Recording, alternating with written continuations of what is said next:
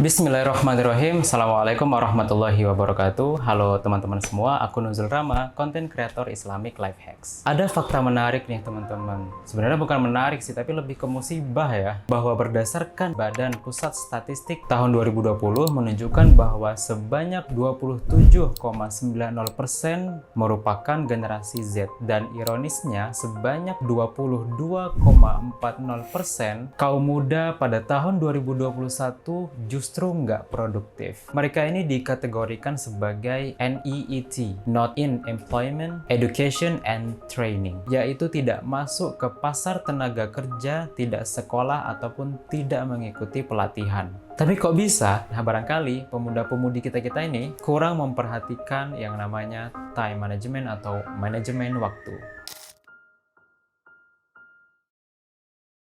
Di dalam Islam, kita udah diajarkan bagaimana kita memandang waktu. Nah, berikut beberapa tips yang bisa teman-teman lakukan untuk memanajemen ataupun mempergunakan waktu dari sudut pandang Islam. Yang pertama, memulai aktivitas dengan mengucapkan basmalah dan niatkan seluruhnya karena Allah Subhanahu wa Ta'ala. Makan karena Allah, minum karena Allah, futsalan karena Allah, belajar karena Allah, nyuci piring karena Allah, dan lain sebagainya. Kenapa? Allah Subhanahu wa Ta'ala berfirman di dalam surat Al-Asr, A'udzubillahi minasyaitonirrajim, Bismillahirrahmanirrahim. Wal asr innal insana lafi khusrin illa alladhina amanu wa amilus solihati wa tawasaw bil haqqi wa tawasaw bis sabr. Demi masa sesungguhnya manusia itu benar-benar di dalam kerugian, kecuali orang-orang yang beriman dan melakukan amal soleh, melakukan kegiatan yang produktif, dan saling menasehati di dalam kebenaran, dan juga saling mengingatkan di dalam kesabaran. Dengan meniatkan seluruh aktivitas kita karena Allah Subhanahu wa Ta'ala, mudah-mudahan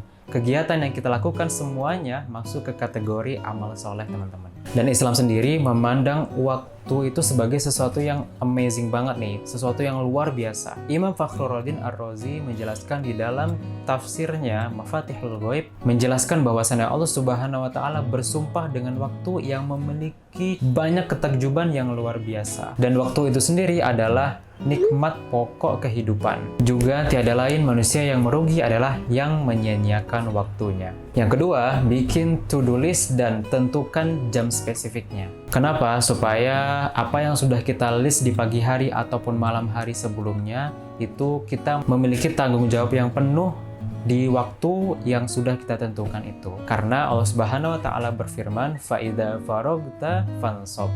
Maka apabila kamu telah menyelesaikan suatu urusan, maka kerjakanlah dengan sungguh-sungguh urusan yang lain. Masya Allah, ayat ini sangat jelas mengajarkan kita untuk ketika kita sudah selesai dari satu pekerjaan, hendaknya kita langsung lanjut ke pekerjaan atau aktivitas yang lain. Itulah bagaimana Islam sangat menaruh perhatian yang sangat luar biasa terhadap waktu. Sebelum aku tutup, ada satu quotes yang barangkali mungkin kita juga udah tahu semuanya, dan mungkin bisa teman-teman juga tuliskan di lemari ataupun mejanya, yaitu sabda Rasulullah SAW dari Ibnu Abbas, manfaatkanlah 5 perkara sebelum 5 perkara. Masa mudamu sebelum datang masa tuamu, masa sehatmu sebelum datang masa sakitmu, masa kayamu sebelum datang masa kefakiranmu, masa luangmu sebelum datang masa sibukmu, dan manfaatkanlah kehidupanmu sebelum datang kematianmu. Wallahu a'lam. Islamic Life Hacks apa yang pengen teman-teman tahu? Silahkan komentar di bawah. Jangan lupa